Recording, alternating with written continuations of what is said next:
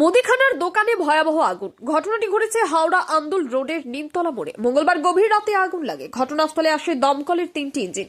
বেশ কয়েক ঘন্টার চেষ্টায় আগুন নিয়ন্ত্রণে আসে। প্রায় 40 লক্ষ টাকার মালপত্র পুড়ে ছাই হয়ে যায় বলে অভিযোগ দোকান মালিক অনিল সাউয়ের।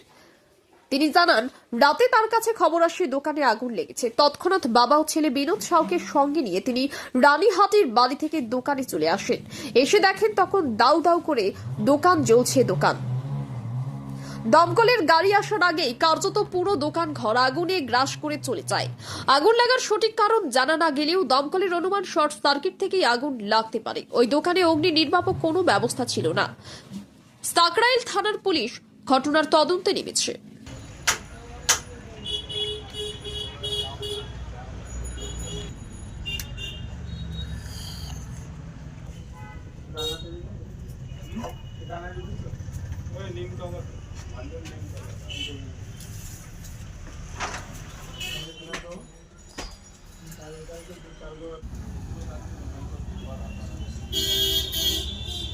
माल बहुत सारा जाएगा, बहुत सारा बचेगा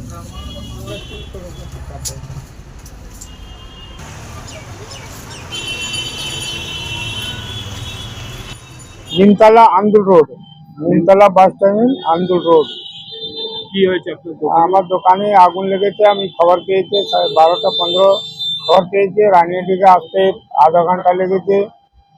গাড়ি এসছে, জলের গাড়ি এসছে আপনার তো মোটামুটি 1:10, 3টে গাড়ি এসছে।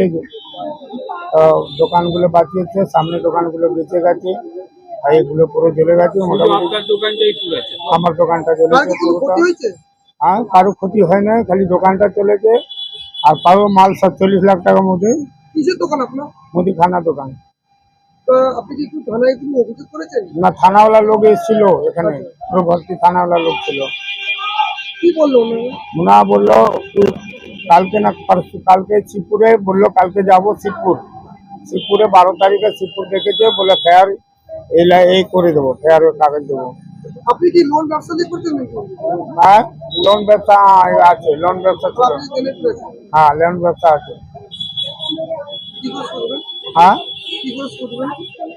কি করে শোধবো তো ভগবান জানে, উপরবেলা। আর কি করবো আমি? আর আমি তো পুরো শেষ হয়ে গেছি। ভাড়ার দোকান না নিজের কেনা? নিজের দোকান, নিজের।